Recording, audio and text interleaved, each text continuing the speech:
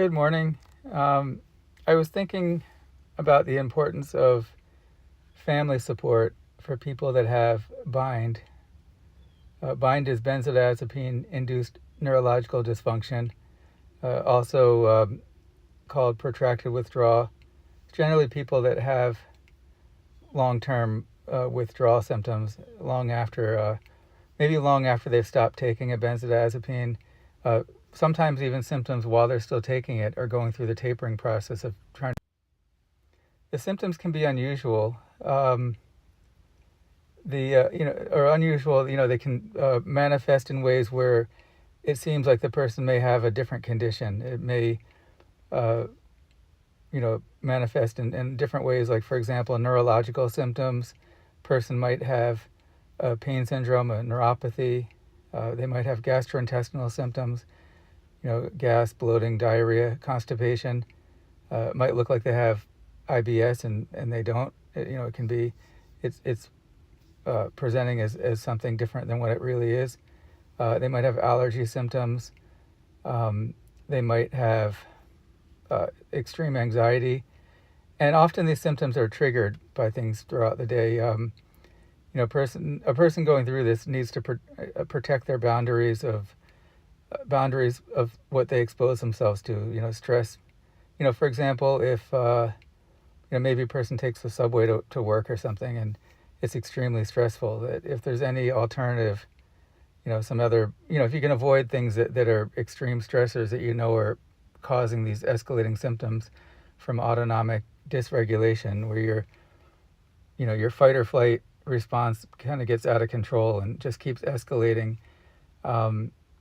I don't know why it just reminded me of there's that show Chernobyl that was really good, and they talked about how the reaction in the nuclear reactor just escalated and got out of control, and led to an explosion. And maybe it's a little bit like that, of something that is happening in the central nervous system. It just keeps building and building, and they say it's related to the neurotransmitters GABA and glutamate. And sometimes they say that glutamate is like the gas pedal and GABA is the brakes.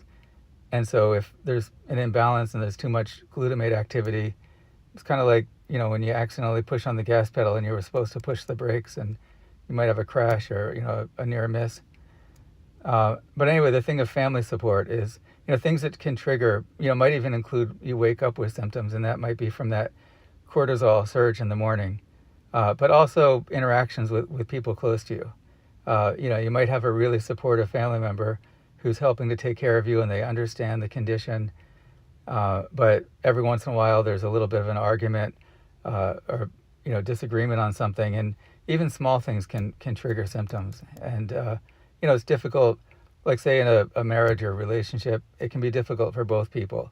Because say that the spouse wants to be very supportive, but over time, they might not fully understand what's going on with their spouse or significant other. It might just seem like to not make sense to them, or it's hard to, disagreements and arguments and stressful conversations come up in everyday life, and having it feeling like you have to walk on eggshells might or you might feel that way. But it is important to be supportive and understanding, and knowing that the little things can trigger symptoms, and wherever possible, the more supportive you can be, the better. And of course, if there's an issue in a relationship where there's minimal support or no support, and disagreements are happening all the time, that can really trigger and cause escalation of symptoms, and maybe in a much worse than in people who have fairly good support. So, sometimes it just seems like if a person can get away for a while, get out of the family dynamic for a while, and get into like a nice supportive place where, almost like a rehab, like a non-addiction rehab, because people with this condition generally don't have an addiction problem, but they could really benefit from some good support. And I think there might be some facilities out there that have tried this. I'm not sure if any of them are really good. But, sometimes people do go away to like a health spa, or, someplace where healthy eating and relaxation is supported. But I don't think generally there's any really highly recommended place that I've heard of for people to go to for bind support. But as much support as a person can possibly get from family members who can hopefully learn about the condition, understand that it's a real condition, and that it's something that their loved one is going through.